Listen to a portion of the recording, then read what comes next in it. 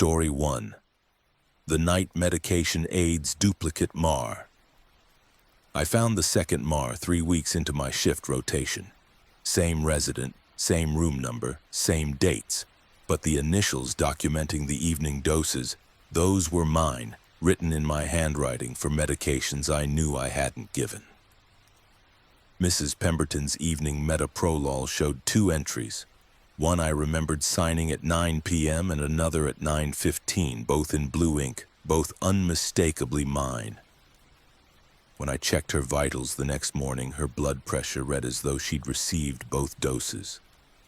I started working nights at Cedarbrook Meadows in late September, taking the 11 to 7 medication aid position after the previous aid transferred without notice.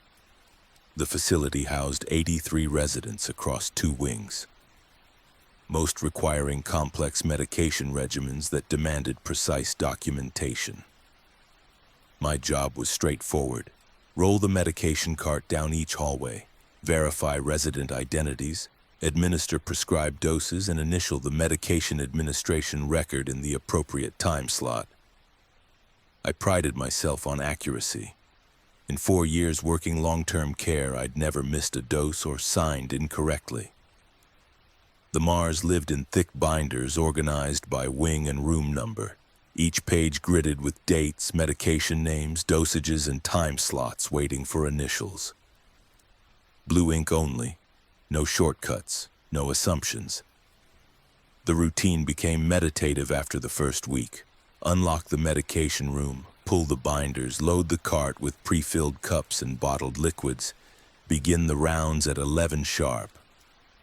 Most residents were drowsy by then, accepting their pills with minimal conversation. I'd check their wristbands, hand them water, watch them swallow, and initial the corresponding box. By 3 a.m. the cart would be empty and I'd return to the medication room to file the binders and complete my shift notes.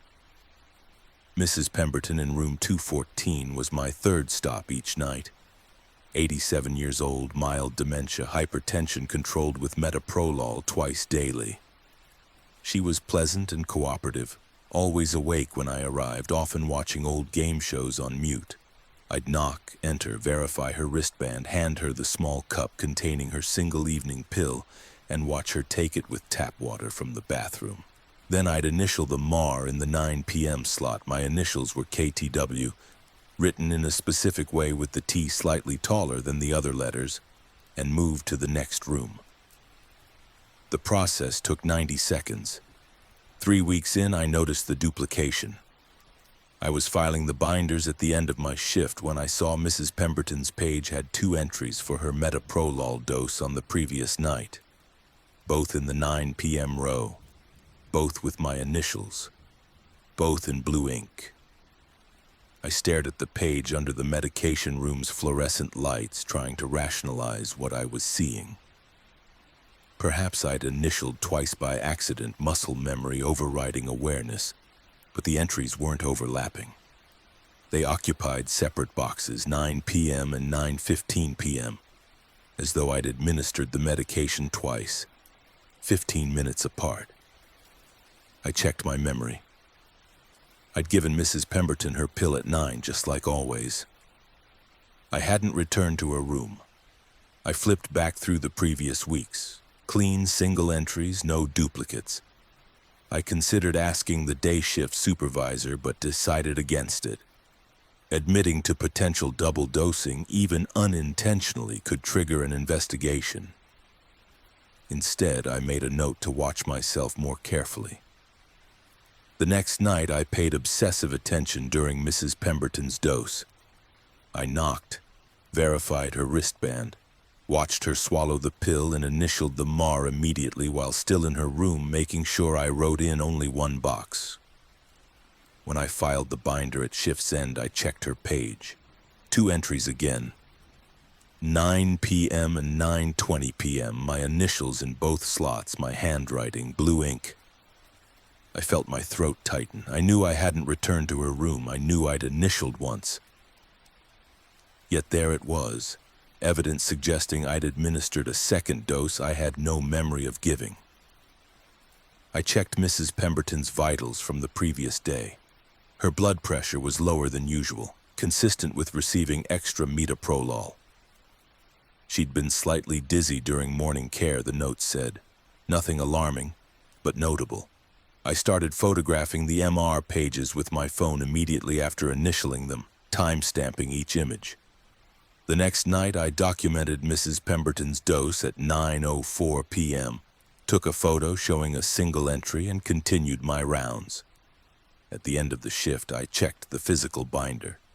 2 entries, 9:04 p.m. and 9:18 p.m. I compared the page to my photograph. In the photo, only 1 entry existed. In the physical binder, 2.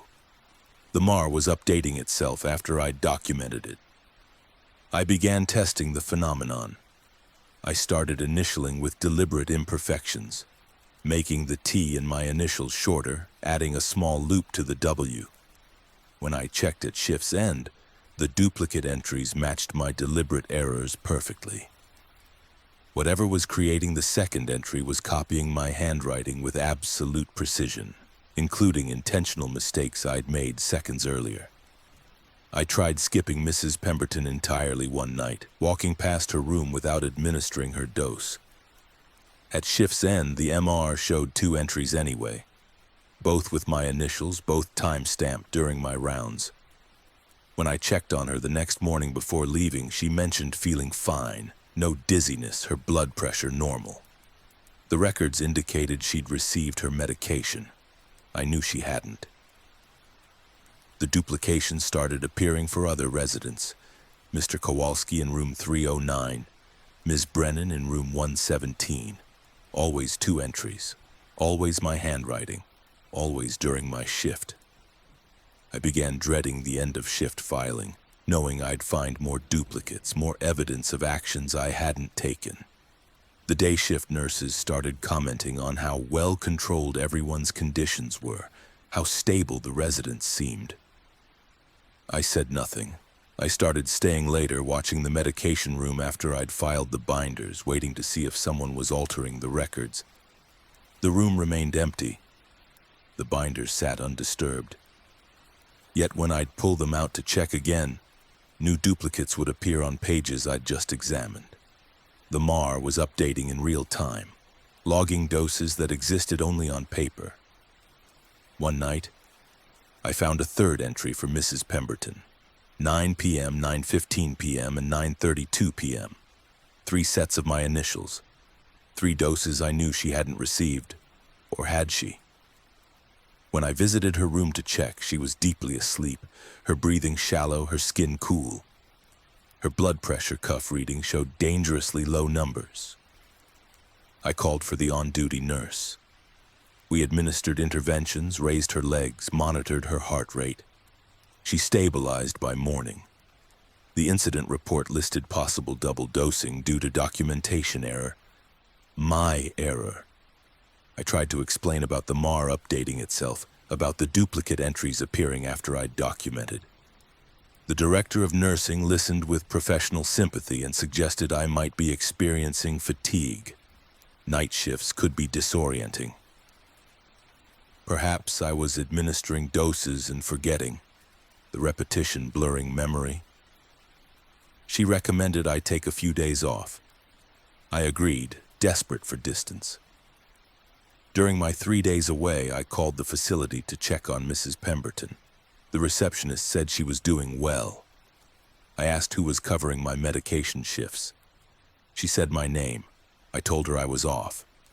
She paused, checked the schedule, and confirmed KTW was listed as working nights all 3 days I'd requested off. When I returned, I checked the MARs for the nights I'd been absent. My initials filled the pages, perfect signatures, proper times, every resident's doses documented in my handwriting. I hadn't been there, yet the records insisted I had. I started wondering if I was experiencing some kind of dissociative episode, coming to work without remembering, performing my duties in a fugue state. But my car's odometer didn't match trips to the facility. My phone's location data showed me at home. I had receipts from a restaurant 2 hours away on one of the nights the MR claimed I'd been working. The duplicates became triplicates. 4 entries. 5. The MAR began logging doses at times when I knew I was on break, sitting in the staff lounge eating vending machine crackers. I'd check the binder after break and find my initials scattered across pages, documenting medications I'd given while I was drinking bad coffee and scrolling my phone. I began to suspect the MAR wasn't logging what I did. It was logging what I could have done, what some version of me might be doing in a parallel track of the same shift. Every decision point, every moment I chose to administer a dose or skip a resident or walk a particular route might be branching, and the MAR was capturing all branches simultaneously. Or perhaps I was the branch. Perhaps the version of me that felt continuous and real was only one iteration, and the MAR was recording all of us, every possible KTW working every possible version of the night shift, our signatures overlapping in the same documentation system. I stopped initialing the MAR. I continued administering medications but left the boxes blank. At shift's end, they were filled anyway. My initials appeared in every required slot, documenting perfect compliance. The system didn't need me to sign. It knew what I would write. On my last night, I opened the MR to find entries dated 3 weeks into the future.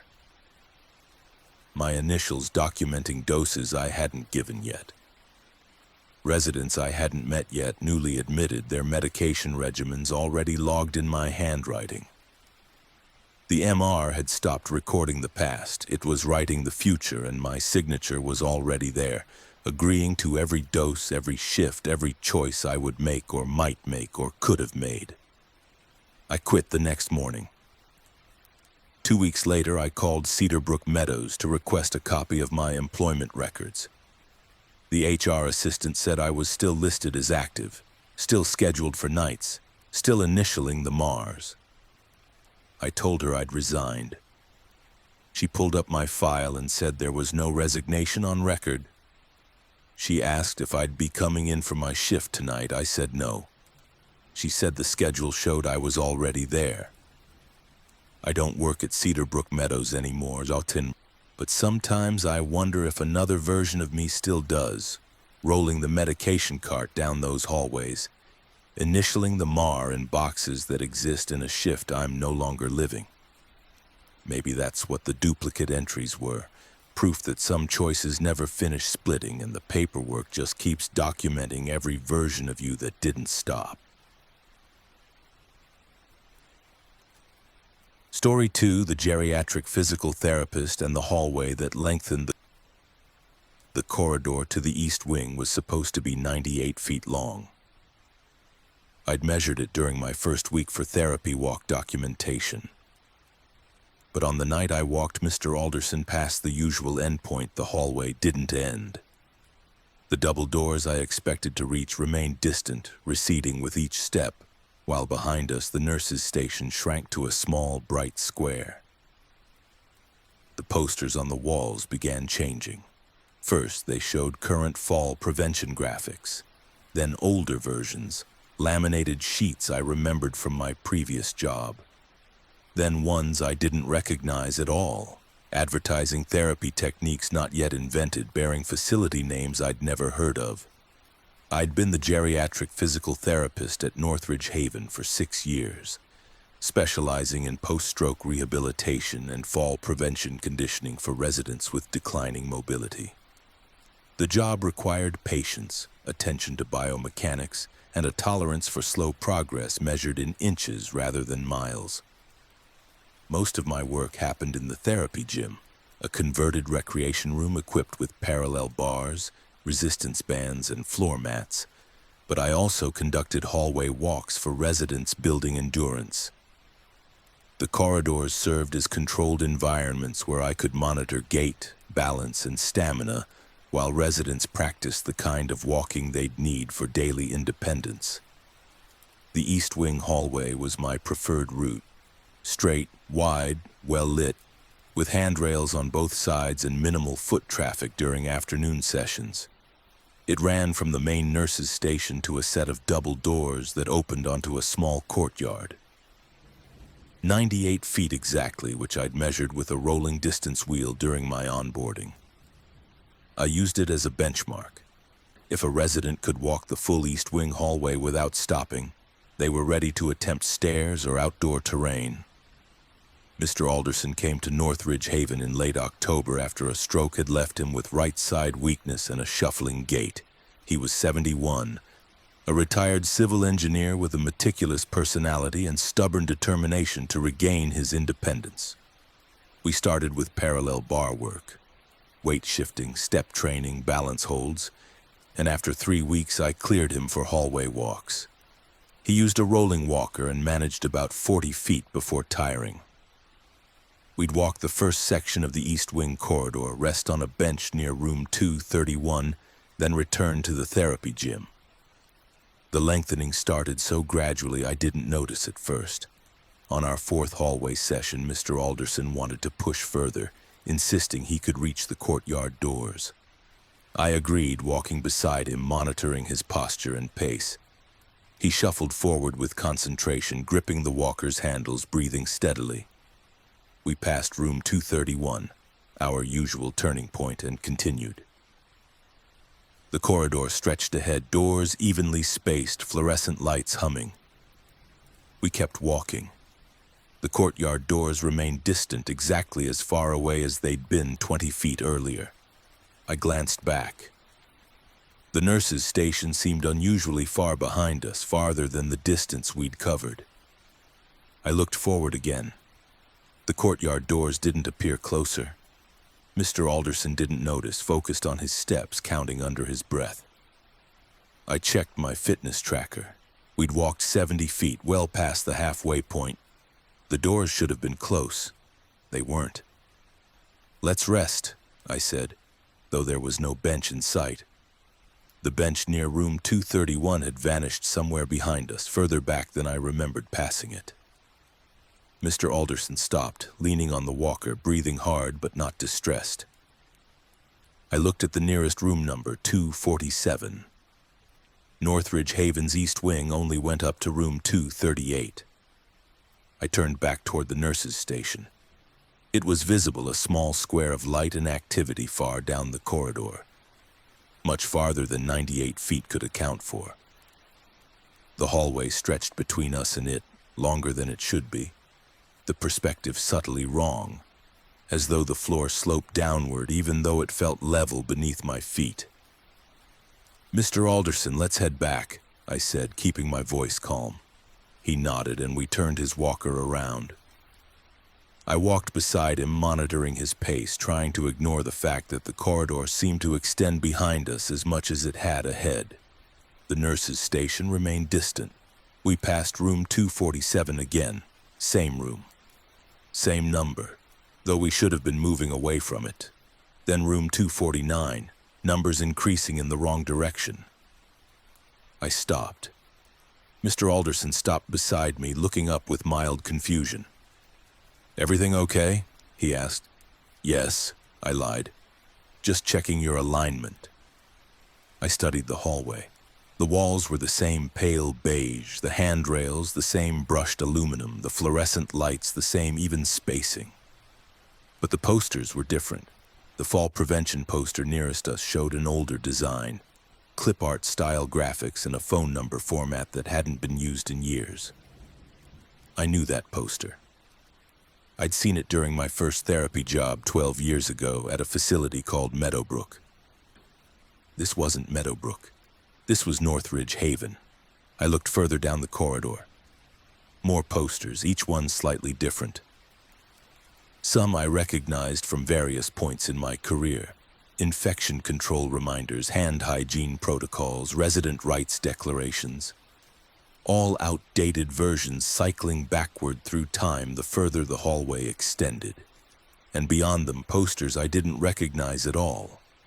Facilities I'd never worked at. Slogans I'd never read, safety graphics using terminology I wasn't familiar with. "Should we keep going?" Mr. Alderson asked. I wanted to say no. I wanted to turn around, walk back to the nurses' station, and pretend this wasn't happening. But the nurses' station had become a small, bright point in the distance behind us, impossibly far. And I wasn't certain we could reach it. The hallway had grown in both directions. "Let's continue toward the courtyard," I said. We walked. Mr. Alderson shuffled steadily, his gait improving slightly, as though the extended distance was building his endurance in real time. I watched the room numbers increase: 251, 255, 263. The gaps between numbers widened. The corridor's perspective stretched further, the vanishing point pulling away from us no matter how far we traveled. The posters kept changing.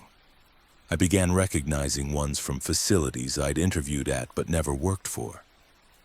Then posters from schools where I'd completed clinical rotations during graduate training.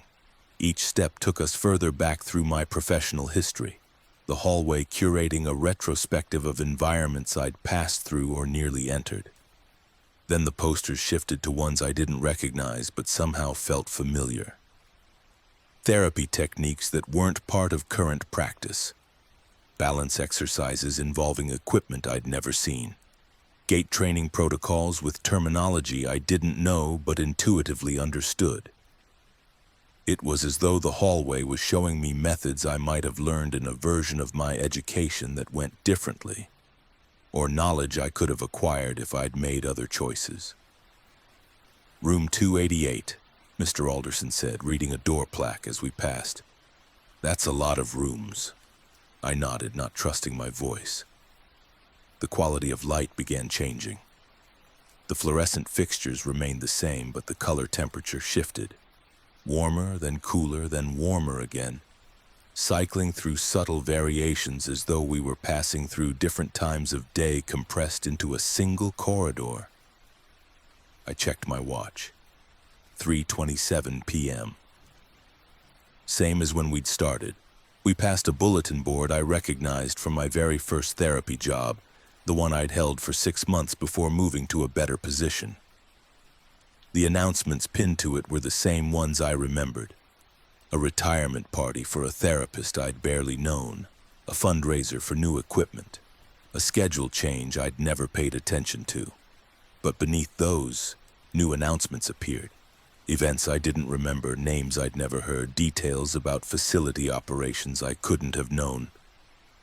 "This is a good walk," Mr. Alderson said. "I think I'm getting stronger." He was. His posture had improved. His shuffle had smoothed into a more natural gait.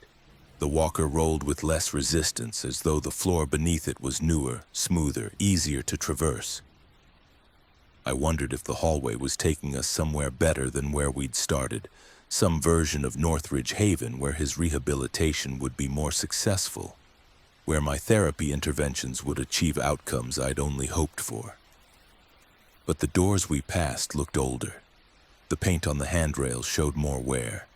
The floor tiles beneath us transitioned from polished vinyl to duller linoleum to older materials I couldn't identify. We were moving backward and forward simultaneously, through past and future, through real and theoretical, and the hallway was braiding all of it together into a single impossible length. I saw a poster that read, "Northridge Haven, opening soon." Below it a date, 3 years before the facility had actually opened, and below that a staff photo featuring faces I didn't recognize, standing in front of an architectural rendering that didn't match the building I worked in. A version of Northridge Haven that hadn't been built, or had been built differently, or existed in some parallel timeline where the construction decisions had gone another way. "The doors," Mr. Alderson said, pointing ahead. The courtyard doors were finally approaching, no longer receding. They looked different than I remembered, older in style, with frosted glass panels instead of clear. We reached them. I pushed them open. Beyond was not the courtyard. It was another hallway, identical to the one we'd been walking but mirrored, stretching away into the distance, lined with rooms numbered in descending order. The posters on the walls showed facilities I'd never worked at. I saw my name on one, a staff directory listing me as the senior physical therapist at a place called Willow Crest Center. I'd never heard of it. Yet there I was, printed in directory font, assigned to an office number I'd never occupied. Mr. Alderson stepped through the doorway without hesitation, his walker rolling smoothly into the mirrored corridor. I followed, and the doors closed behind us with a soft pneumatic hiss. We walked the mirrored hallway. Mr. Alderson's gait remained strong. The corridor stretched endlessly in this direction too, room numbers descending. 247, 233, 219. We passed a therapy gym I didn't recognize but knew intimately. Equipment arranged in configurations I'd designed in planning documents that never got approved, exercise stations I'd sketched in notebooks but never built. This was a therapy gym from a version of my career where my proposals had been accepted. "I feel good," Mr. Alderson said. "Really good." I looked at him. He was standing straighter. The right side weakness that had brought him to therapy had diminished. He released one hand from the walker, flexing his fingers, testing his grip strength. He smiled. "Whatever you're doing, it's working." I hadn't done anything except walk with him down a hallway that no longer followed normal geometry. We kept walking. The mirrored corridor continued, unchanging yet somehow different with each step. I began to wonder if we'd ever return to the nurses' station, or if the hallway would keep extending, pulling us through every version of every facility I'd ever worked at or could have worked at, an endless retrospective of choices made and unmade. Then I saw the nurses' station ahead. Not the one we'd left, but a different one, older, smaller. The nurses behind the desk wore uniforms from a decade past. They looked up as we approached, smiling with professional warmth. "Good session?" one of them asked. I nodded, unable to speak.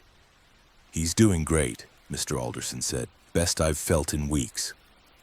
The nurse made a note on a clipboard. I saw the facility letterhead, Meadowbrook Rehabilitation Center. My first job, the one I'd left 12 years ago. "See you tomorrow," the nurse said. Mr. Alderson and I walked past the station into a lobby I recognized, outdoors that opened onto a parking lot I'd parked in hundreds of times in a past I thought I'd moved on from. My car was there. Not my current car, but the one I'd owned back then, parked in the space I'd been assigned as a junior therapist. I turned back. The building behind me was Northridge Haven again. Same architecture, same sign, same entrance. But when I checked my employee badge, it read Meadowbrook. Mr. Alderson was looking at me, waiting. "Same time tomorrow?" he asked. I nodded. He walked to a car I didn't recognize and drove away, his movements confident, his rehabilitation apparently complete. I stood in the parking lot as the sun set, trying to understand if I'd moved forward or backward, if the hallway had taken me somewhere new or returned me to somewhere I'd already been. My phone buzzed, a calendar reminder. PT session, Mr. Alderson East Wing Hallway, $3 p.m. tomorrow. I looked at the date. It was the same day I'd started the walk. We hadn't moved forward in time. We'd moved somewhere else entirely. I showed up for work the next day, and the East Wing hallway was 98 feet long again, same as always. But sometimes when I walk residents past room 231, I feel the corridor stretch just slightly. The courtyard doors pulling away by inches, and I wonder if we're still walking that other hallway underneath this one. If every therapy session is layered with all the versions we didn't complete, extending forever through facilities that exist in the space between choice and consequence. Story 3. The Hospice Liaison's Unscheduled Family Meeting. The message appeared in my inbox at 6:43 a.m. Family conference scheduled. Resident Ida Whitmore, room 117, 9 also a.m., conference room B. I knew every family meeting on my calendar. This wasn't one of them. Ida Whitmore had no living relatives. Her file documented it clearly. Niece deceased, 2006. No siblings, no children.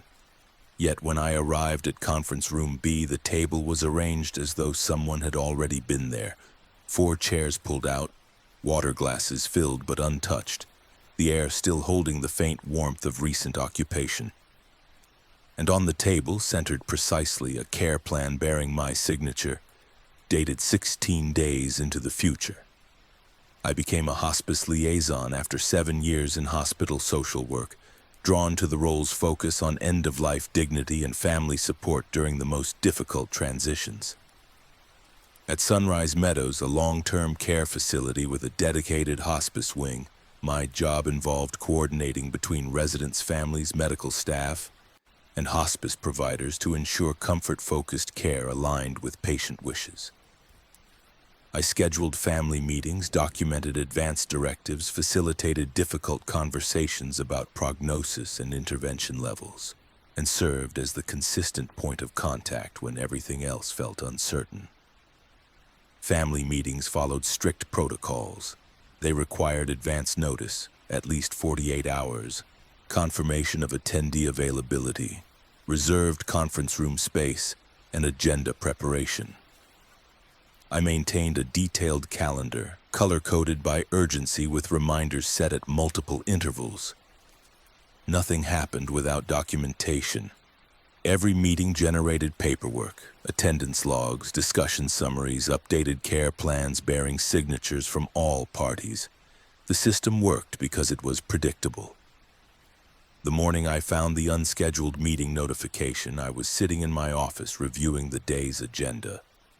3 scheduled sessions, a goals of care discussion for Mr. Peterson at 10 a.m., a bereavement follow-up with the Callahan family at 1 p.m., and a hospice admission meeting for Mrs. DeVries at 3 p.m. My 9 a.m. slot was blocked as administrative time, yet the email clearly stated family conference 9 a.m. conference room B, resident Ida Whitmore. I opened Ida Whitmore's file. She was 94, admitted to hospice care 6 weeks prior with advanced dementia and congestive heart failure. Her prognosis was days to weeks. The family section of her file was sparse.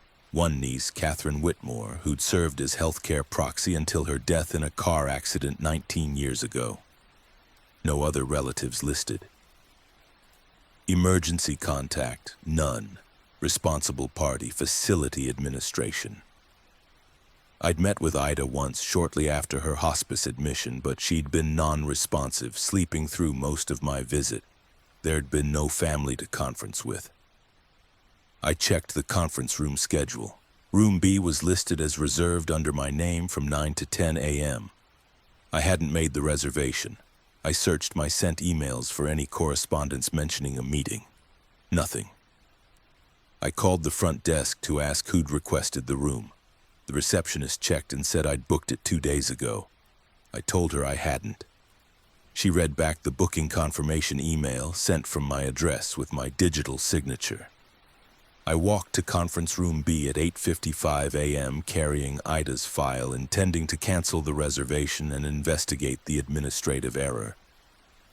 The room was located in a quiet section of the facility, away from resident areas designed for private conversations. I opened the door. The room was arranged as though a meeting had just concluded. 4 chairs were pulled out from the small rectangular table, positioned at angles suggesting people had recently stood from them. 3 water glasses sat on the table, each filled precisely halfway, condensation still fresh on the outside. A box of tissues had been moved from its usual spot on the side counter to the center of the table. The room's temperature felt slightly warmer than the hallway, as though body heat still lingered. And the air carried a faint smell, not unpleasant but distinct, like lavender and paper, the scent of someone's perfume mixed with printed documents. On the table, positioned at the head where I normally sat, was a care plan folder. Beige, standard issue, the kind we used for all hospice documentation. I opened it. Inside was a completed care plan for Ida Whitmore, every section filled out in meticulous handwriting I immediately recognized as my own. The document outlined comfort measures, medication schedules, visitor preferences, and end-of-life wishes. All details that should have been gathered from family input, which Ida didn't have. I checked the date on the form's header. It read, November 27th. Today was November 11th. The care plan was dated 16 days in the future. The signature section at the bottom showed 4 signatures, mine, dated November 27th, a physician's signature I recognized from our hospice team, and 2 others I didn't recognize, flowing confident signatures with printed names beneath them that read Catherine Whitmore and David Whitmore. Catherine, the deceased niece, and someone named David who didn't exist in any records I'd seen. I photographed the document with my phone, then checked the water glasses. The condensation was real. I touched one. Cold, recently filled. I looked at the chairs. They were positioned naturally, not deliberately arranged. Someone had sat in them. I left the room, walked directly to the nurse's station, and asked if anyone had been in conference room B that morning. The charge nurse checked the log. No visitors had signed in. No staff meetings were scheduled. She asked if I needed the room. I told her I'd already booked it. I returned to my office and compared the care plan from the conference room with Ida's current file.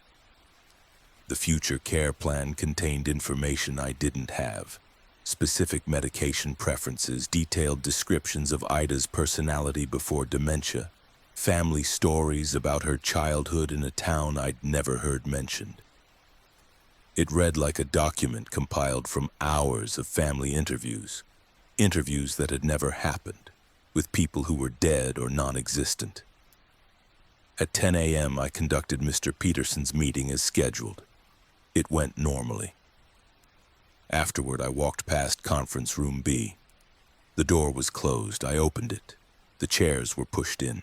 The water glasses were gone. The care plan folder remained on the table, exactly where I'd left it. I took the folder back to my office and read through it completely. The level of detail was extraordinary. It described Ida's wishes for her final days with specificity that suggested intimate knowledge. She wanted morning sunlight, disliked overhead lighting, preferred instrumental music over vocals, had a favorite hymn she'd sung in church. There were notes about estranged relationships, regrets she'd expressed, hopes she'd held.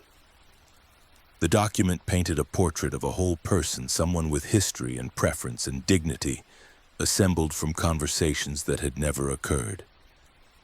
I went to Ida's room. She was asleep, breathing shallowly, her body small beneath white blankets. I sat beside her bed and tried to reconcile the woman in the care plan with the silent, diminished figure before me. The care plan's Ida felt real. The woman in the bed felt like an echo. Over the following days, I implemented the care plan's recommendations. I adjusted her room's lighting, filtered morning sun through sheer curtains, requested the instrumental music therapy sessions, asked the chaplain to include the specific hymn during his visits. Staff noticed the changes. They commented that Ida seemed more peaceful, even in her unresponsiveness. Her vital signs stabilized slightly. The hospice nurse remarked that she seemed comfortable in a way she hadn't before. I kept checking conference room B. Each time I entered, subtle signs suggested recent occupation. A chair moved slightly. The tissue box position shifted. Once I found a coffee cup on the table, still warm, with a lipstick mark on the rim. I photographed it. When I returned an hour later to collect it, the cup was gone. I started arriving earlier, hoping to catch whoever was staging these meetings. At 6:30 a.m. on November 18th, I parked outside the facility and watched conference room B's window from my car. At 7:15, I saw light flicker inside the room as though someone had turned on the overhead fixtures. I rushed inside. unlocking doors with my keycard, reaching the conference room within 90 seconds of seeing the light. The room was empty, the lights were off, but the chairs were pulled out again, and a new document sat on the table. It was an addendum to Ida's care plan, dated December 2nd, still weeks in the future, documenting a family meeting that revised her DNR status to include specific instructions about pastoral care at time of death. 3 signatures, mine, the hospice physician's, and Catherine Whitmore's. This time there was a handwritten note in the margin, not in my handwriting. "Thank you for honoring her wishes. She knows." I took the addendum to Ida's room and read it aloud to her, though I doubted she could hear. Her eyes remained closed, her breathing unchanged. But as I finished reading, her right hand twitched slightly, fingers curling as though grasping for something.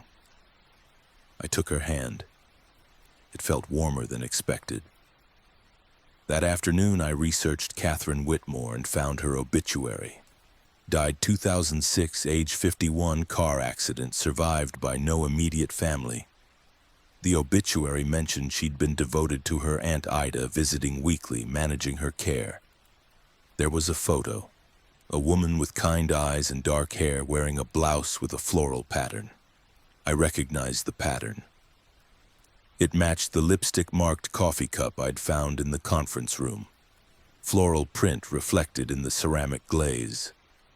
I began to understand that Conference Room B wasn't hosting meetings that hadn't happened yet. It was hosting meetings that should have happened, in some parallel track where Catherine hadn't died, where family existed to make decisions and provide comfort. The room was bleeding through from a version of Ida's end-of-life care where she wasn't alone, where her wishes were known because someone had survived to advocate for them. On November 27th, the date on the original care plan, I went to Conference Room B at 9 a.m. The door was propped open. Inside, the chairs were arranged exactly as I'd found them the first time. The water glasses were filled, and sitting at the table facing away from me was a figure I could only see as a translucent suggestion, like light through fog.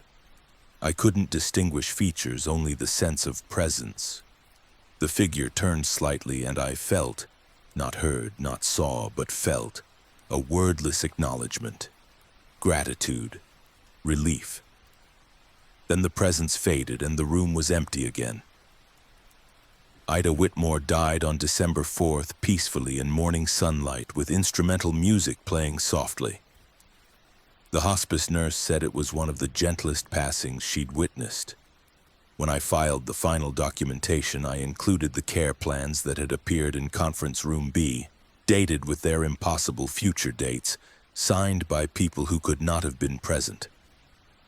No one questioned them. The signatures looked authentic. The documents belonged in the file.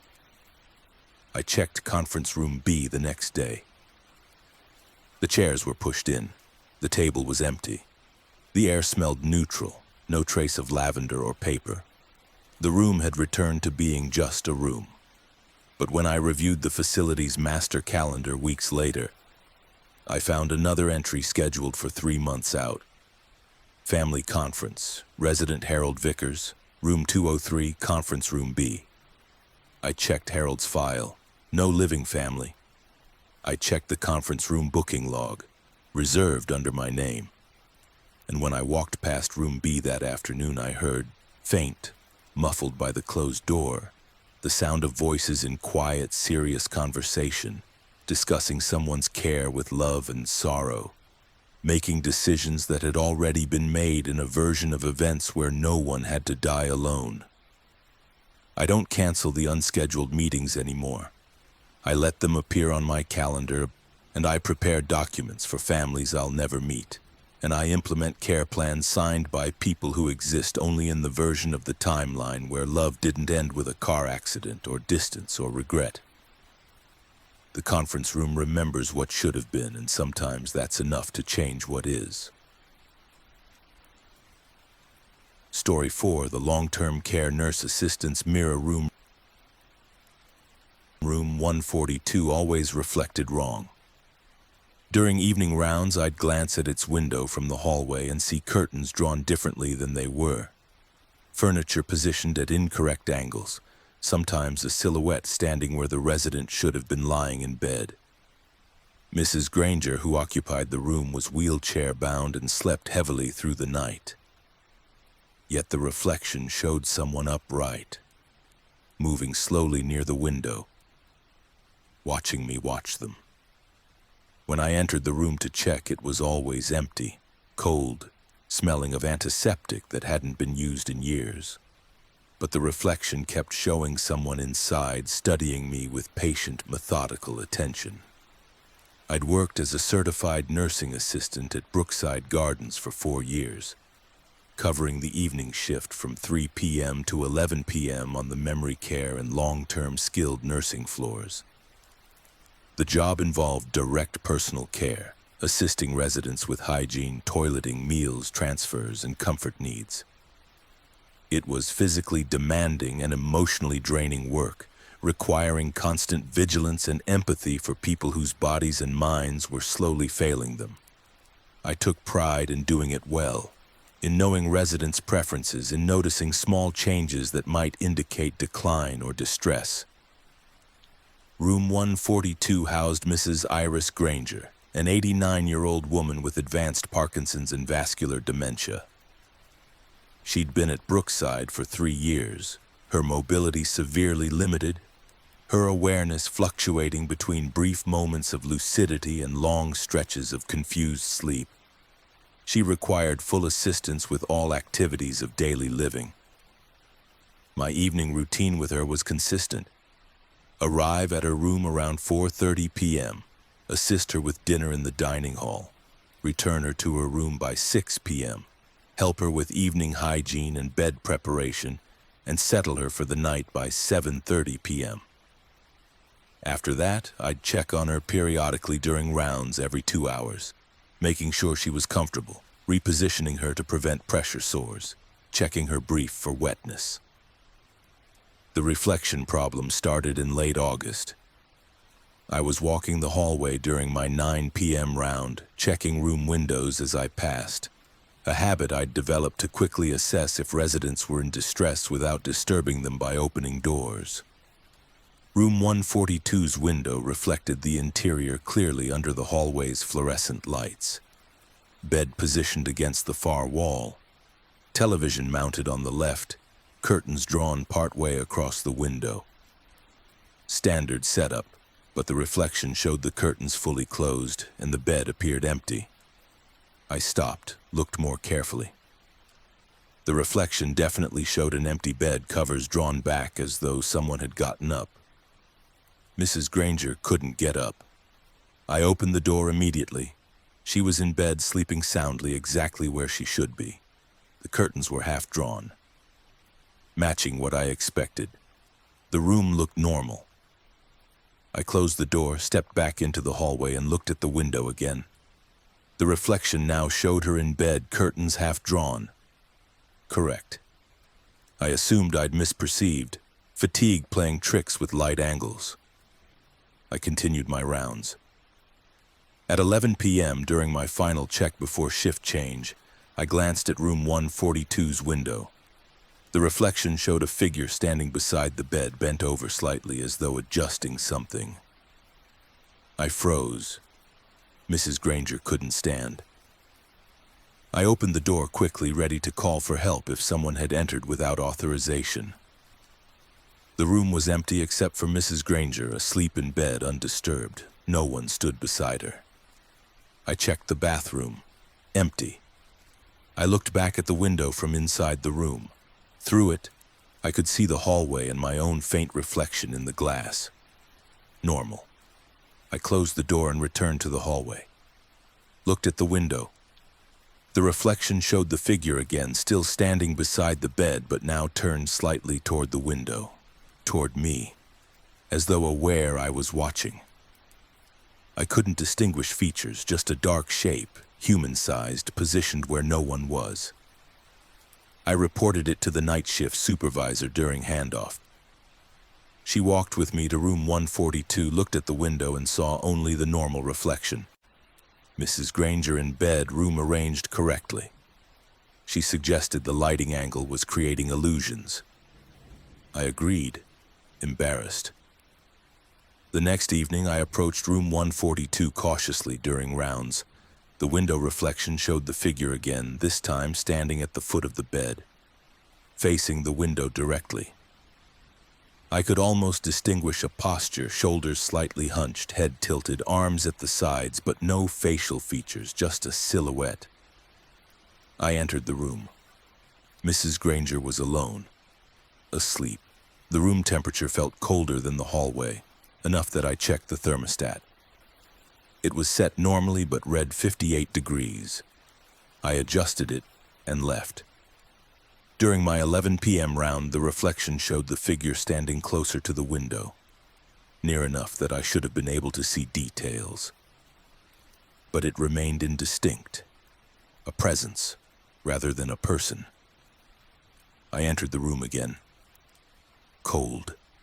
56 degrees despite the thermostat being set to 72. And the smell, sharp, chemical, like industrial-strength antiseptic or disinfectant. We hadn't used anything that strong in room 142. Our cleaning protocols used mild, fragrance-free products for residents with sensitivities. I recognized the smell. It was the disinfectant we'd used years ago before the facility switched suppliers. I'd smelled it during my orientation, during my first months working at Brookside. It hadn't been used in at least 3 years. I started photographing the window reflection with my phone during each round. The photos showed normal reflections, accurate representations of Mrs. Granger in bed, room arranged correctly. But when I looked with my eyes, I saw the figure increasingly clear with each shift. By the third night, I could distinguish clothing, dark pants, a lighter shirt, an apron or smock. The figure's posture suggested someone working, performing care tasks, moving with the practiced efficiency of a nursing assistant. I asked other CNAs if they'd noticed anything unusual about room 142. One mentioned the room always felt cold. Another said she'd heard someone moving inside during late-night checks, even though Mrs. Granger never moved on her own. A third said she avoided looking at the window because the reflection felt off, though she couldn't articulate why. I began reviewing room 142's history, searching incident reports and resident records. Mrs. Granger had been its only occupant during my time at Brookside, but before her, the room had housed several other residents. I found a name that appeared frequently in older records. Margaret Hollis, a nursing assistant who'd worked evening shift at Brookside for 11 years before dying suddenly of an aneurysm in 2019. Room 142 had been on her regular assignment. I found her employee photo in archived staff directories. The posture matched, shoulders slightly hunched from years of bending and lifting, head tilted in the attentive way of someone constantly listening for resident calls. She'd worn the old-style uniform smocks that had been phased out before I started. In the photo, she stood beside a resident bed, mid-task, captured in the middle of care work. The figure in the reflection was performing rounds. Margaret's rounds, in a version of the shift that hadn't stopped when she died. I began watching the reflection more deliberately, trying to understand what I was seeing. The figure moved through a routine, checking the resident, adjusting covers, repositioning, stepping to the bathroom, returning to the bedside. The sequence matched standard care protocols, but the timing was off. The figure performed tasks at intervals that didn't align with current schedules. She was working a shift from the past, overlaid on the present, visible only in the window's reflection. One night I entered room 142 while the figure was visible in the reflection. I stood in the room looking out the window at the hallway, seeing my own reflection in the glass. Then I turned to look at the room behind me, expecting to see only Mrs. Granger. Instead, I saw, layered faintly over the current room, an older version, different bedding, older equipment, outdated call buttons. The walls a slightly different shade, and in that layered room I saw Margaret Hollis moving with purpose, caring for a resident who wasn't Mrs. Granger, performing her work with the dedication of someone who'd never stopped. She turned toward me. For the first time I saw her face, kind, tired, focused. She looked at me without surprise, as though she'd known I was there all along. Then she nodded, a small acknowledgement, and returned to her work. I stepped back into the hallway, shaken. The window reflection now showed both. Mrs. Granger in her current bed and Margaret's ghosted outline caring for someone in the same space but a different time. The reflection was showing two layers of reality simultaneously, the past and present occupying the same room, separated by years but connected by the routine of care. I began to understand that room 142 existed in multiple timelines, each one documenting a version of care work that continued regardless of who performed it. Margaret's shift had never ended. It was still running, parallel to mine, both of us performing the same tasks in the same space. Our routines so similar that the room couldn't distinguish between us. I started timing my rounds to match the reflection's rhythm. I'd enter the room when Margaret's figure was visible, moving in synchronization with her ghosted actions. When she adjusted covers, I adjusted covers. When she checked positioning, I checked positioning. Our movements aligned and the room's temperature stabilized. The antiseptic smell faded. Mrs. Granger seemed more comfortable, sleeping more soundly. Other staff noticed. They commented that room 142 felt different, warmer, less unsettling. The cold spots disappeared, but I could still see Margaret in the reflection, working alongside me as on Scum, our care routines braiding together across time. One evening I entered the room during a round and found Margaret's reflection standing at the window, facing inward, looking directly at me.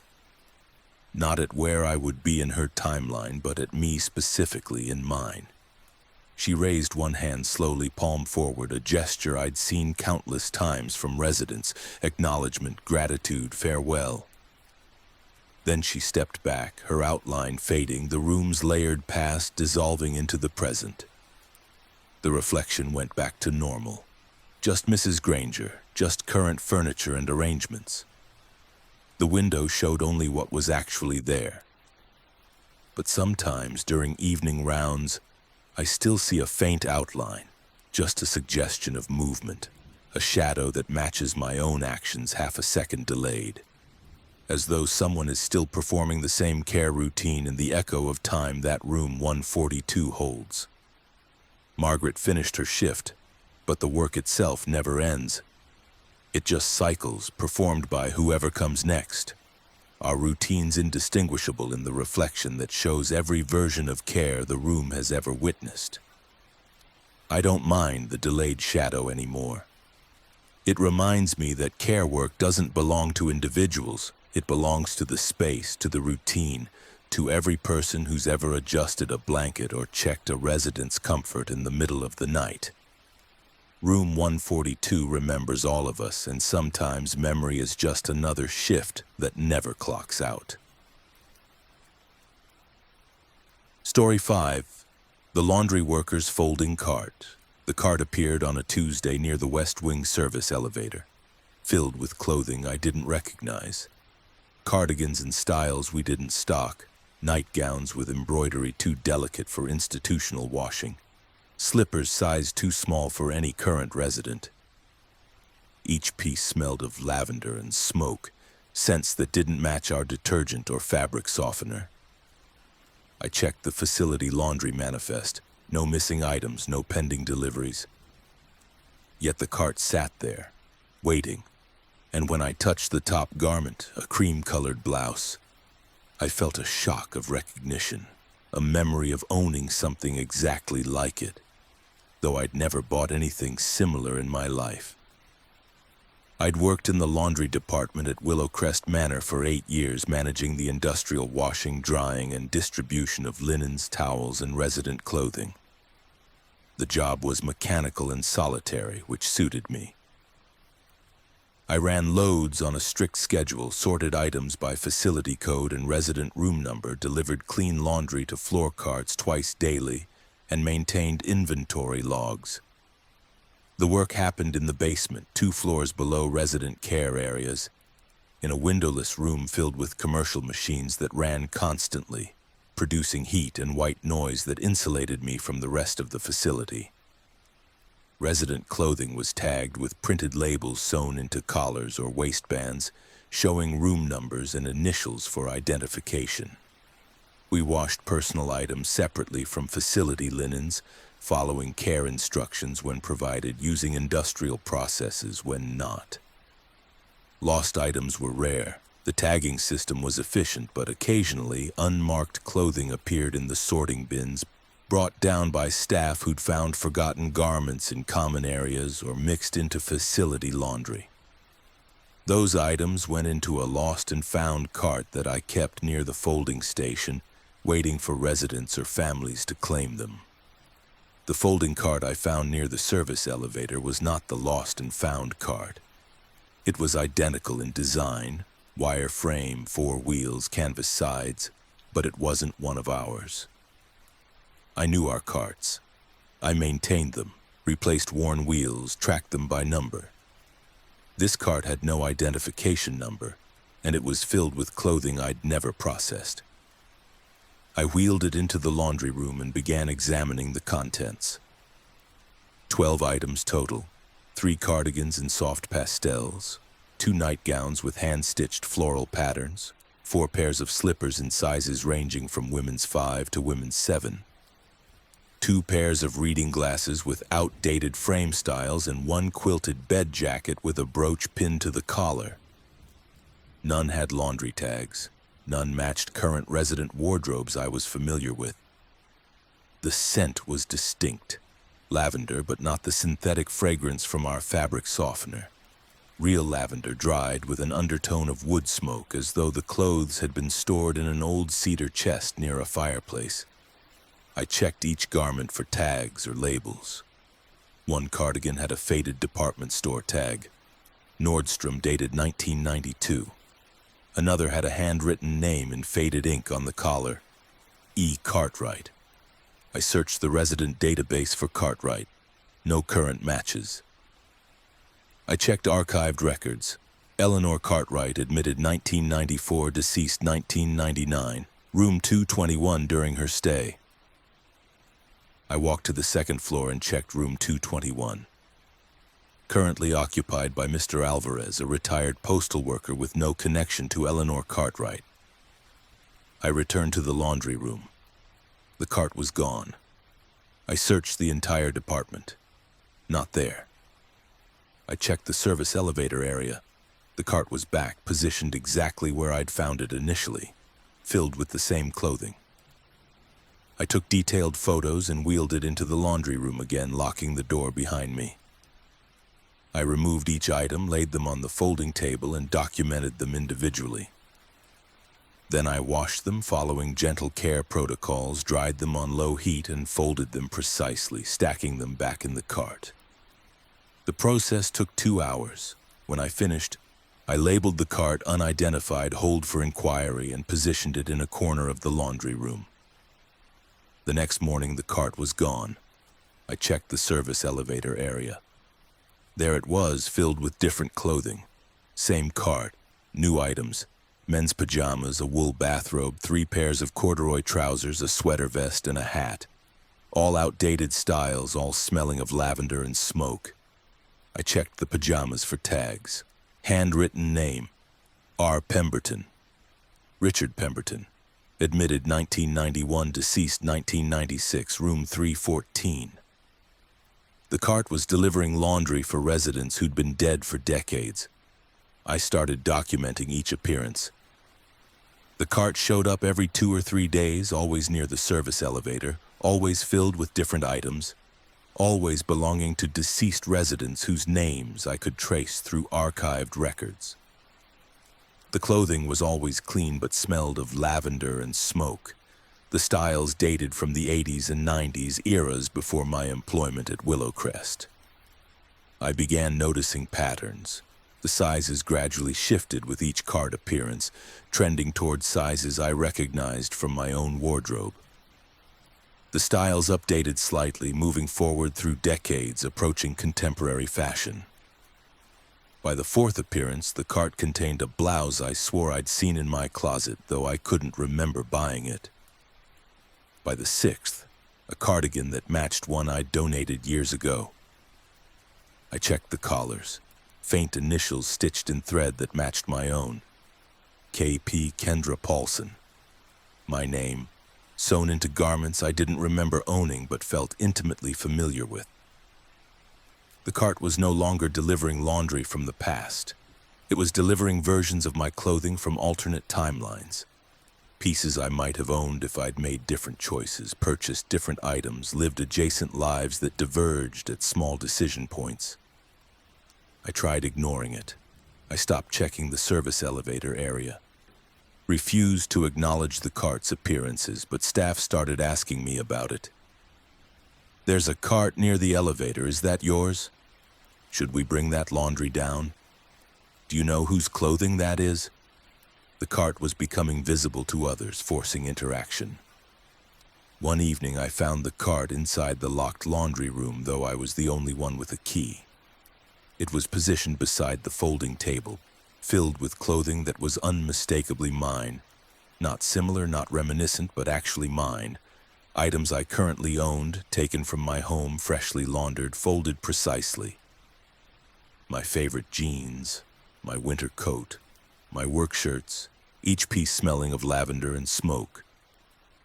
I checked my apartment that night. Everything was still there, my closet was intact. Yet the cart held exact duplicates, down to wear patterns and specific stains I recognized. The cart was copying my possessions, documenting a version of my life in laundry form. I began finding initials stitched into more items, not just KP, but variations. KMP, KRP, Catherine Paulson, Kendra Mills. Names I might have had if I'd married different people or kept my mother's maiden name or made choices that altered my identity. The cart was cataloging all possible versions of me, expressed through wardrobe. Then the sizes started changing. The jeans became size 6 instead of size 10. The coat became petite instead of regular. The clothing represented versions of me with different bodies, different habits, different lives that had shaped physical forms in alternate ways. I tried on a blouse from the cart. It fit perfectly, though it was 2 sizes smaller than I currently wore. When I looked in the mirror, I saw, briefly, a different version of myself wearing it. Thinner, older, with shorter hair and deeper lines around the eyes. A Kendra who'd made different choices about diet, stress, work-life balance. The cart became a wardrobe of alternate selves, each garment representing a life I could have lived. I started recognizing emotional textures in the clothing. A sweater that felt sad, a dress that felt ambitious, a pair of shoes that felt regretful. The cart was curating psychological states expressed through fabric and style. I contacted the facility's administrative staff, asked about the cart's origin. They had no record of it. They asked if I wanted it removed. I said yes. Maintenance came, took it away, disposed of it in the dumpster. That evening it was back near the service elevator, filled with clothing from my childhood. Sizes I'd worn at age 8, 10, 14. Dresses my mother had bought me, shoes I'd outgrown. A jacket I'd loved and lost. The cart had gone backward, documenting my past now, compiling a complete wardrobe history from youth to present to alternate futures. I stopped trying to get rid of it. I started processing its contents like regular laundry, washing, drying, folding, stacking. The routine became meditative. With each load, I'd remember the version of myself who'd worn that clothing or might have worn it or could still wear it in some parallel track. The cart became a confessional, a place where all possible versions of my life existed simultaneously in textile form. One night, I found a garment I didn't recognize but felt drawn to. A simple linen dress, undyed, unadorned, in a size I'd never been. The tag read, "For KP, when ready." I held it, felt its weight, its texture. It smelled of lavender but not smoke. Clean, new, waiting. It was the only item in the cart. I hung it in my locker, unsure what ready meant. The cart disappeared after that. Weeks passed, no reappearances. I thought it had finished its cataloging. Then I found myself standing in the laundry room at the end of a shift, looking at the linen dress, wondering what version of myself would wear it. I tried it on. It fit. In the small mirror above the utility sink, I saw not a different version of myself, but a clearer one. All the alternate Kendras collapsed into a single figure wearing uncomplicated fabric, ready to stop sorting through possible lives and commit to the one I was actually living. The cart never reappeared. But sometimes I find unfamiliar items in my laundry at home. A sock I don't remember buying, a shirt in a color I wouldn't choose. And I know the cart is still cataloging somewhere, documenting the small divergences that accumulate with every load, every choice, every version of ourselves we wash and fold and put away. Laundry is just clothing until you recognize something you never owned, but somehow remember wearing. The cart taught me that we're always dressed in the lives we didn't choose, carrying them in the scent and weight of fabric, folded into the routine of sorting what's ours from what could have been. Story 6. The dietary supervisor's vanishing meal ticket. The first late tray ticket appeared in my inbox at 6:45 p.m. Room 412, late dinner, resident preference pureed. Room 412 was in the old North Wing, closed since 2018 after structural issues. No residents, no staff, no reason for a meal request. But the ticket was printed on our standard forms, stamped with today's date, marked urgent. When I prepared the tray and walked it to the North Wing anyway, the corridor felt wrong, colder, darker, the floor tiles older than I remembered. The room numbers shifted positions between visits, and the ticket in my hand updated itself with new instructions. No salt, extra broth, remembers you. I'd been the dietary supervisor at Maplewood Heights for 9 years, overseeing meal planning, kitchen operations, and tray delivery for 130 residents with complex dietary needs. The job required precision, managing allergies, texture modifications, cultural preferences, diabetic restrictions, and individual tastes, while maintaining nutritional standards and regulatory compliance. Every meal generated paperwork, tickets, delivery logs, preference updates, creating a documentation trail that tracked what residents ate, when, and how. Late tray tickets were standard but uncommon. They indicated a resident had missed a scheduled meal due to medical procedures, visitors, or refusal, requiring kitchen staff to prepare and deliver a replacement tray outside normal service times. The tickets were generated by floor nurses through the dietary software system, printed automatically in the kitchen, and assigned to available staff for delivery. I handled late trays personally when they occurred during my administrative shifts, treating them as opportunities to check in with residents and gather feedback about meal satisfaction. The ticket for room 412 appeared in the late tray printer during my evening administrative work. I heard the printer activate, walked to the kitchen, and found the ticket. Standard form, clear instructions stamped with the current date and time. Room 412 North Wing pureed diet late dinner. I checked the dietary software. No corresponding digital record. I checked the resident census. No one assigned to room 412. I called the North Wing nurses' station. No answer. The wing had been closed for 7 years. I walked to the North Wing to investigate. The access doors were locked as expected, marked with closed, no entry signs. But my master key worked and I opened them, intending to confirm the wing was empty and report a system glitch. The corridor beyond felt different immediately. Colder, the lighting dimmer despite functional fixtures, the air carrying a smell of old steam trays and institutional food that had been served decades ago. Room numbers lined the walls, 402, 406, 410. The plaques were older style, brass instead of plastic. I reached room 412. The door was closed but unlocked.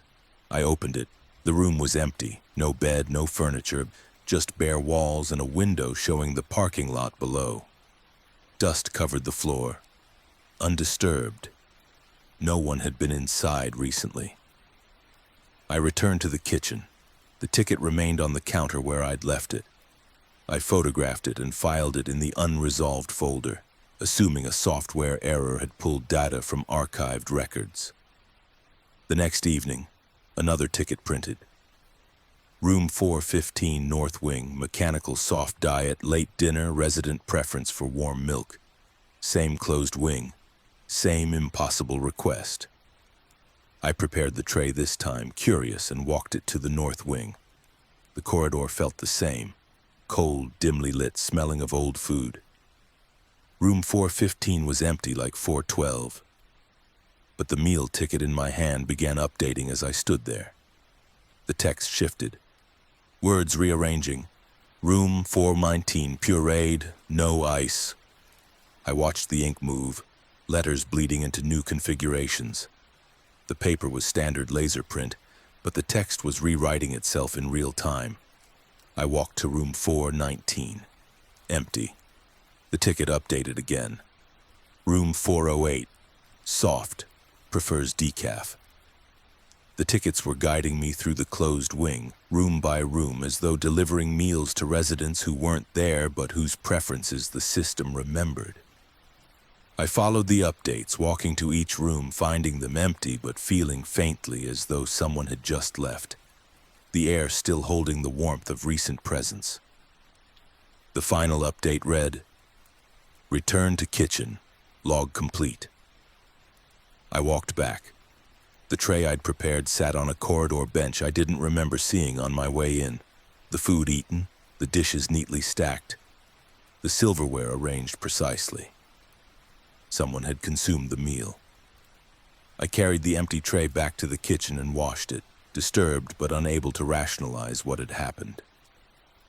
The dietary software showed no record of the delivery. The late tray log was blank, yet I'd prepared food, delivered it, and found it eaten. The tickets started appearing nightly, different rooms, always in the North Wing, always with specific preferences that suggested long-term familiarity. Extra butter, no pepper, lukewarm soup, diced fruit instead of whole. I began preparing the trays automatically, walking them to the closed wing, following the ticket's real-time updates through empty rooms. Each time I'd return to find the tray empty, the food consumed, the dishes cleaned. I started recognizing the preferences.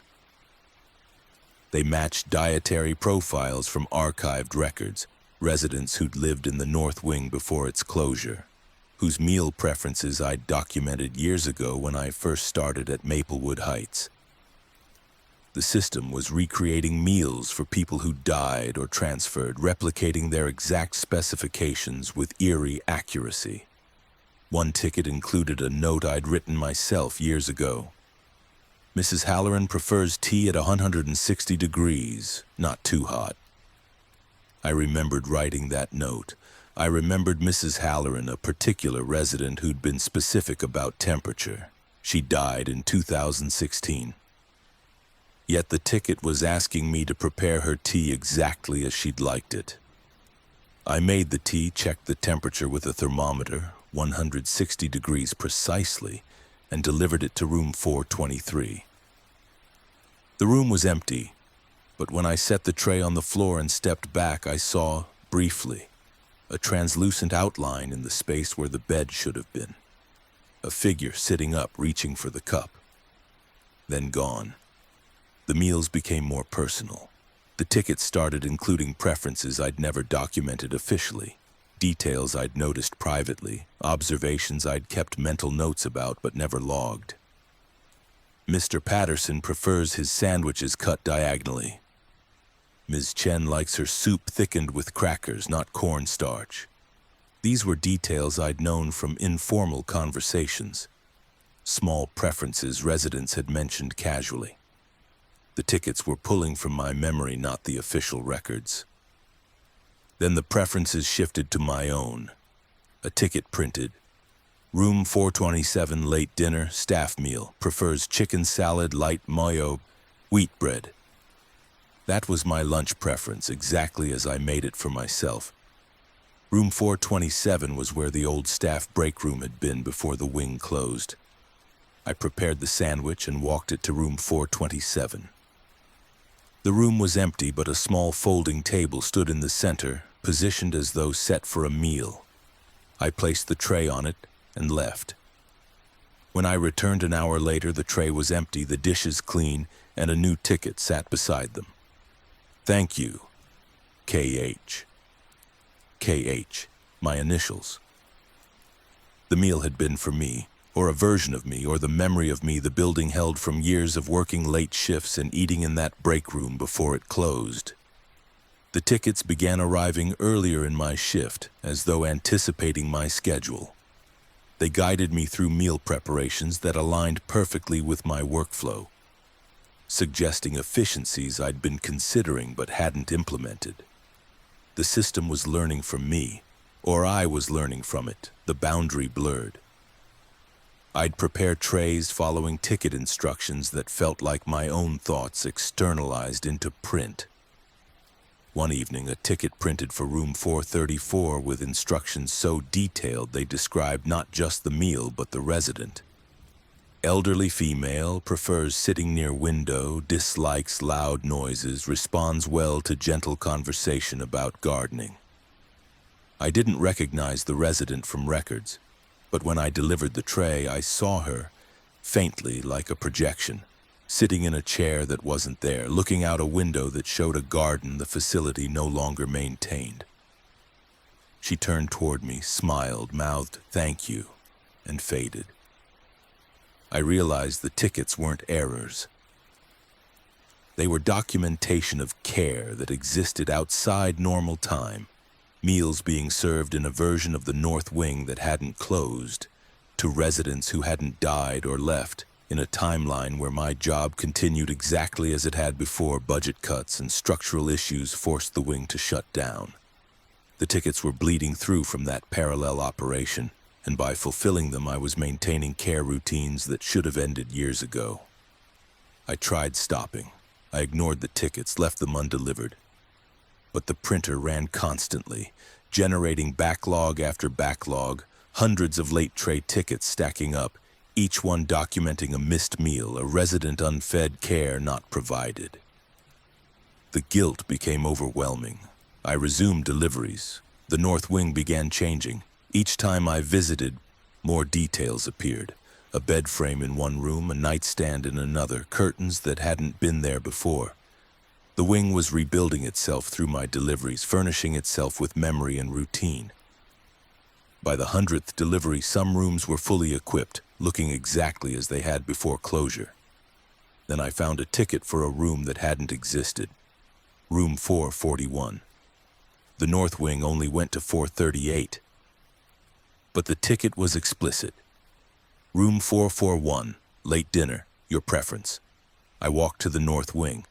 The corridor extended past 438 now, additional rooms appearing in space that shouldn't exist. Room 441's door was open. Inside, a fully furnished room, a bed made with fresh linens, a window showing a view I recognized as the one from my own apartment. The room was mine. A version of my living space, transposed into the facility, integrated into the closed wing's architecture. The ticket had guided me to a room where I was both staff and resident, deliverer and recipient of care. I left the tray on the bedside table and exited quickly. That night, lying in my actual apartment, I felt the boundaries thinning. My bedroom overlapping with room 441, both spaces occupying the same existential location. When I slept, I dreamed of eating the meal I'd delivered, tasting chicken salad with light mayo on wheat bread, exactly as I'd prepared it. The tickets still print. I still deliver them. The North Wing continues expanding, adding rooms that document futures where the closure never happened, where I keep working shifts that extend infinitely, preparing meals for residents who exist in the space between official records and remembered care. Late trays are supposed to correct missed meals, filling gaps in service when timing goes wrong. But some gaps don't close, they expand, creating entire wings of unserved dinners stretching into futures where the kitchen never stops running and the tickets keep printing instructions for meals that feed the versions of us still working shifts we thought we'd finished years ago. Story 7. The Activities Coordinator's Endless Morning Routine. The morning group session started the same way every day. Mrs. Lindstrom coughed twice at 9:03 a.m. Mr. Beck said, "Looks like rain even on sunny days." Ms. Novak asked for applesauce, and Mrs. Chen hummed the first bars of a song I couldn't name. I'd coordinated activities at Greenfield Terrace for 5 years, but I didn't notice the repetition until I tried changing the routine.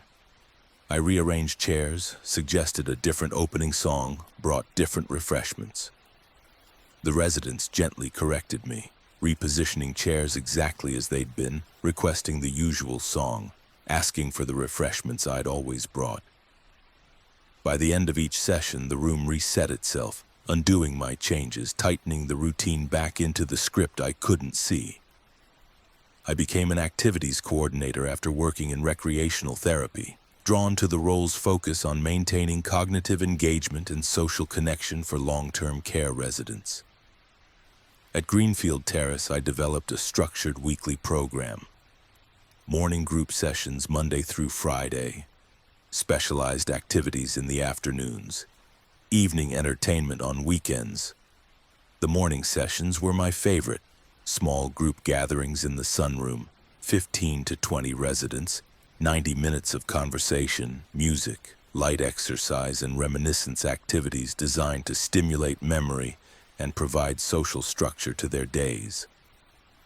The routine had evolved organically over my first year.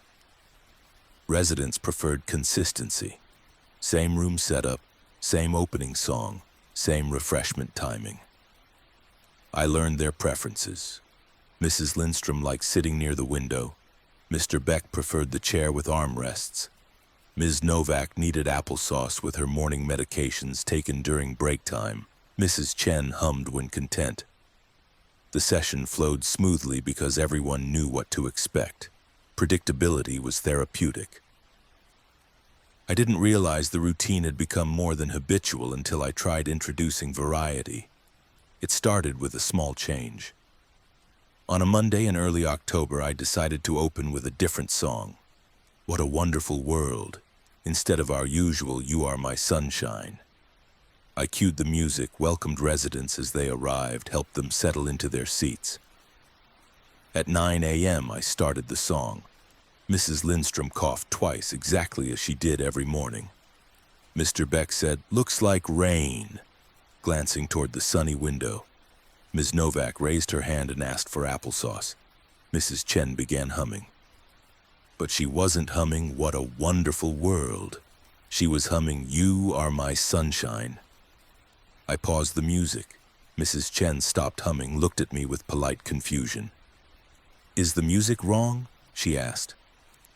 I apologized, switched to "You Are My Sunshine," and continued. The session proceeded normally, but I felt unsettled. The residents had responded as though the usual song was playing regardless of what I'd actually selected. The next day, I rearranged the chairs, a small adjustment, positioning them in a tighter circle instead of the loose semicircle we usually used. Residents arrived, greeted me pleasantly, and sat down. Within 5 minutes, they'd shifted their chairs back to the semicircle formation without discussion or apparent awareness of doing so. Mrs. Lindstrom ended up near the window, Mr. Beck in the armrest chair. The arrangement restored itself. I tried more deliberate changes. I brought different refreshments, cookies instead of crackers, juice instead of coffee. Ms. Novak asked for applesauce at the usual time, even though I hadn't brought any. I apologized and offered cookies. She accepted them politely, ate one, then asked again for applesauce 10 minutes later. When I checked my supply cart, applesauce cups were there, though I knew I hadn't packed them. I started documenting the sessions with video, recording from a corner-mounted tablet. I'd watch the footage later, comparing what I remembered to what actually occurred. The video showed the routine repeating identically. Same coughs, same comments, same questions, same timing. But they also showed subtle anomalies, residents glancing at me when I attempted changes, their expressions briefly confused, then smoothing back to contentment as the routine reasserted itself. And in some frames, the room's background looked different. The wall color slightly off, the furniture arrangement shifted, as though multiple versions of the sunroom were overlapping. One morning, I decided to skip the opening song entirely. I welcomed residents, started directly with conversation prompts. Mrs. Lindstrom coughed twice. Mr. Beck said, "Looks like rain." Mrs. Chen began humming, "You Are My Sunshine." The session proceeded exactly as though the song had played. Residents referenced lyrics, commented on the melody, thanked me for choosing their favorite. But no music had occurred. They were responding to a version of the session that existed in parallel to the one I was conducting. I interviewed residents individually, asking about their morning routine. They described it consistently, down to minute details I'd never explicitly structured. They knew the session lasted 90 minutes, even though I'd never announced a set duration. They knew we took a break at 9:35, even though I varied the timing. They anticipated my questions before I asked them, finishing my sentences with the words I'd been about to say. The routine had become a script and we were all performing it, but I was the only one who didn't have a copy. I tried radical changes. I canceled a session entirely, posting a notice on the sunroom door. At 9 a.m., I watched from my office via security camera. Residents arrived anyway, entered the sunroom, sat in their usual places, and proceeded with the session without me. I saw them laughing, singing, engaging in activities, all directed by no one. The session ran its full 90 minutes, then residents dispersed naturally, thanking an empty space where I should have been standing. I ran to the sunroom. It was empty. Chairs neatly arranged in the semicircle, no evidence anyone had been there. But the air was warm, the scent of coffee lingered, and I found a cracker crumb on Mrs. Lindstrom's usual seat. The sessions had become autonomous, continuing regardless of my presence or intention. I was coordinating activities that no longer required a coordinator. I stopped trying to change the routine. I showed up, performed my role, facilitated the script I'd unknowingly written into permanence. But I started noticing details that didn't align with reality. Mr. Beck mentioned his son visiting last weekend, but his son had died 3 years ago. Ms. Novak talked about her upcoming birthday party, but her birthday had passed months earlier. Mrs. Chen referenced staff members who no longer worked at Greenfield Terrace. The residents were pulling details from different timelines, different versions of their lives at the facility, all compressed into the same morning session. I realized the routine wasn't repeating. It was layering, each session stacking atop previous ones, creating a composite timeline where every morning existed simultaneously.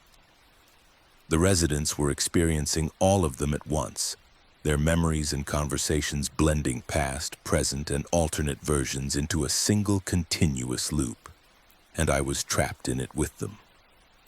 I tried leaving the facility, calling in sick, breaking the pattern externally. But at 9 a.m. I'd find myself in the sunroom anyway, unable to remember driving to work, standing in my usual spot, welcoming residents as they arrived. The routine had rooted itself so deeply that it overwrote intention. My body knew the script even when my mind resisted. I started noticing my own repetitions. I said the same greetings, asked the same questions, made the same jokes. Residents laughed at the same moments, even when the jokes weren't funny because they'd laughed before and the routine required it. I watched myself perform the role, my actions automated, my words pre-scripted. One morning I saw myself, not a reflection but another version of me, standing in the doorway, arriving late to the session already in progress. The other me looked confused, scanning the room, seeing residents engaged in the routine. She walked to where I was standing and we occupied the same space briefly, two versions overlapping. I felt her confusion blend with mine, our thoughts synchronizing. Both of us wondering when we'd lost control of the routine, when it had started running us instead of us running it. Then she dissolved, or I did, and the session continued seamlessly. Mrs. Lindstrom coughed. Mr. Beck mentioned rain. Ms. Novak requested applesauce. Mrs. Chen hummed. I asked Mrs. Chen if she remembered the first time we'd held morning group. She smiled, said, "We're always holding morning group. It never started because it never stops." I understood then. The routine hadn't become repetitive. It had become eternal. We weren't reliving the same morning. We were living in a morning that existed outside sequential time, a pocket of routine so perfect and consistent that it had disconnected from linear progression. Every session was the first session and the last session, and all sessions in between collapsed into a single perpetual now. I tried to remember what I'd done before Greenfield Terrace, before this role, before the routine. The memories felt distant, flimsy, less real than the script I performed daily. I couldn't recall specific details of my previous jobs, my training, my life outside the sunroom. The routine had become my entire existence, compressing identity into the role of activities coordinator performing an endless morning session. Sometimes I see other versions of myself in the room's periphery, coordinators I might have become if I'd made different choices, wearing different clothes, using different words, but all performing the same fundamental script. We overlap, our routines braiding together, and the residents respond to all of us simultaneously, their attention scattered across parallel sessions that occupy the same space. I don't know if I can leave. I don't know if the me outside the routine still exists, or if I've been fully absorbed into the script, my identity reduced to the actions I perform from 9 a.m. to 10:30 a.m. every morning forever. Mrs. Lindstrom coughs twice. Mr. Beck mentions rain. Ms. Novak asks for applesauce. Mrs. Chen hums. I smile, facilitate, coordinate activities in a timeline that has no beginning or end, only the continuous present tense of a routine perfected beyond escape. Morning group never ends. It just resets, smoothing itself back into the familiar rhythm every time someone tries to deviate. I used to think repetition was therapeutic, giving residents structure and comfort. Now I know it's something else, a loop that doesn't care who writes it, only that someone keeps performing it, forever. In a sunroom where every day is the same day and every coordinator is the same coordinator, scripted into permanence by the very care we thought we were providing.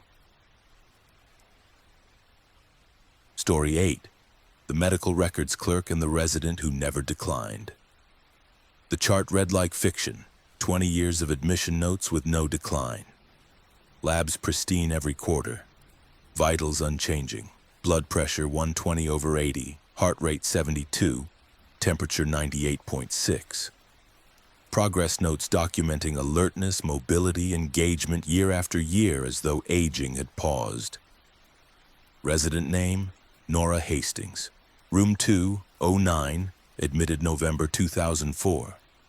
Yet when I searched for her in the facility, no staff remembered her, no room assignment matched, and the handwriting documenting her perfect stability was unmistakably mine. Initials I didn't remember writing, recording a life I'd never observed but somehow knew intimately, as though I'd been documenting myself. I'd worked as the medical records clerk at Cedarview Commons for 11 years, managing the archive of resident health documentation. The job involved filing, scanning, maintaining compliance with retention regulations, and responding to record requests from families, attorneys, and state auditors. I spent my days in a windowless office adjacent to the administration wing, surrounded by filing cabinets and bankers' boxes containing decades of charts. Most residents' records told predictable stories: admission, gradual decline, increased interventions, eventual death or transfer. Patterns repeated. Aging followed expected trajectories. Nora Hastings' chart broke every pattern. I found it during a routine audit, cross-referencing active residents with archived documentation to ensure compliance. Her file was thick, spanning 20 years, which suggested long-term residency. But when I cross-checked her name against the current resident census, she didn't appear. I checked archived census reports. She'd been admitted November 2004, assigned to room 209, but there was no discharge date, no transfer note, no death certificate. Her file remained in the active section, updated regularly as though she still resided at Cedarview. I opened the chart and began reading. Admission date, November 12, 2004. Age at admission, 74. Diagnoses, mild hypertension, early osteoarthritis, age-related memory concerns. Standard profile for long-term care. The admission physical documented vitals, lab work, cognitive assessment, all within normal ranges for her age. Then came 20 years of progress notes, quarterly labs, annual physicals, and incident reports. Every entry showed stability, no decline, no new diagnoses, no changes in medication beyond standard renewals. Her blood pressure remained 120/80 in every recorded check. Her weight fluctuated by less than 3 pounds across 2 decades. Her cognitive scores held steady, showing mild impairment that never progressed. It was as though she'd been frozen at the moment of admission, her health locked into that initial baseline. I cross-referenced the documentation dates with staff employment records. The nurses, physicians, and an aides who'd signed her charts had all worked at Cedarview during their respective tenures, their signatures consistent with other documentation. But the sheer volume of her records, quarterly updates for 20 years, meant dozens of staff members had interacted with her, documented her care, observed her stability. Yet no one I asked remembered a resident named Nora Hastings. I checked room 209, currently occupied by Mr. Lewiston, admitted 3 years ago. I asked him if he'd heard of Nora Hastings. He hadn't. I checked the room's historical assignments. Before Mr. Lewiston, Mrs. Yang, 2018 to 2021. Before her, vacant for renovations. Before that, incomplete records. No mention of Nora Hastings continuously occupying the room since 2004, despite her chart indicating she'd never left. I started examining the handwriting in her chart more closely. Progress notes were signed by various staff members, their initials and signatures matching known personnel. But the quarterly summaries, detailed narrative updates synthesizing her status, were all in the same handwriting, neat, precise, consistent across 20 years. I compared it to samples of my own writing from archived documents. The handwriting matched mine. I hadn't worked at Cedarview in 2004. I'd been hired in 2013. Yet the quarterly summaries dated back to her admission, all in handwriting I recognized as my own, documenting observations I'd never made about a resident I'd never met. I searched for any record of my predecessor, the clerk who would have maintained files before my employment. Personnel records showed a gap. No medical records clerk employed between 2008 and my hire date in 2013. The position had been vacant for 5 years with administrative staff covering duties minimally. Yet Nora Hastings' quarterly summaries continued uninterrupted through that gap, written in handwriting that couldn't be mine but was. I began reading the summaries in detail.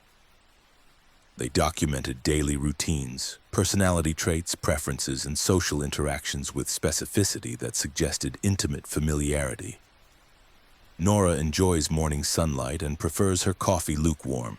She speaks fondly of her daughter, though visits have become less frequent. Her sense of humor remains sharp. She joked with staff about the new paint color in the dining hall. Details that felt real, observed, documented with care. But the content never changed. Each quarterly summary described Nora in nearly identical terms, as though her personality and habits were as stable as her vitals. The daughter's visits remained less frequent for 20 years. The coffee preference repeated in every entry. The joke about the dining hall paint appeared in multiple summaries, despite the dining hall being repainted several times since 2004. I searched for the daughter, Rebecca Hastings, listed as emergency contact. I called the number on file. Disconnected. I searched public records. Rebecca Hastings died 2009. Before her mother's chart showed any awareness of her death. Yet the summaries continued mentioning her. Visits still described as less frequent rather than ceased.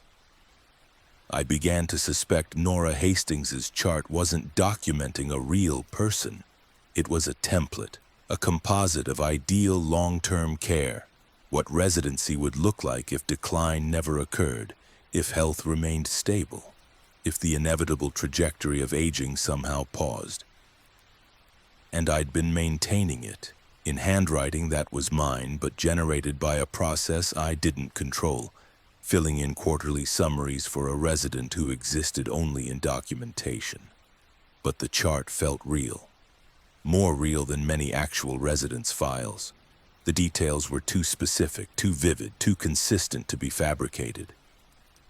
I felt like I knew Nora Hastings intimately, her preferences, her personality, her routines, even though I'd never met her. I printed her photograph from the admission scan. It showed an elderly woman with kind eyes and gray hair pulled into a neat bun, smiling slightly at the camera. I didn't recognize her, but when I looked at the photo, I felt familiarity, as though I'd seen her countless times, passed her in hallways, helped her with paperwork, sat with her during care conferences. I showed the photo to long-term staff members. No one recognized her, but several commented that she looked familiar or seemed like someone who'd lived here, echoing my own sense of impossible recognition. I decided to investigate room 209 directly. I told Mr. Lewiston I needed to check historical records related to his room and asked permission to examine it. He agreed. I searched for any physical trace of Nora Hastings, forgotten belongings, labeling, anything that might confirm her occupancy. I found nothing. But the room felt layered, as though multiple residencies existed simultaneously. I could almost see furniture arranged differently, curtains in alternate positions, belongings that weren't Mr. Lewiston's occupying the space. That night, I stayed late in my office reading through Nora's entire chart chronologically. 20 years of stability. 20 years of summaries in my handwriting, documenting care I'd never provided. As I read, I began to notice something disturbing. The details in the summaries increasingly matched details from my own life. Nora's coffee preference was mine. Her humor aligned with mine. Her social habits mirrored mine. The chart was documenting not a resident named Nora Hastings, but a version of me, aged into long-term care, living a life where decline had been suspended. I checked the admission date, November 12th, 2004, my birthday. Nora Hastings' age at admission 74, exactly 50 years older than I'd been in 2004. The chart was documenting my future, or a possible future, where I aged into residency at Cedarview and somehow never declined, existing in perfect stasis. And I'd been maintaining that documentation for years, writing summaries of a life I was living hypothetically, in a timeline that existed parallel to my current employment as the clerk recording it.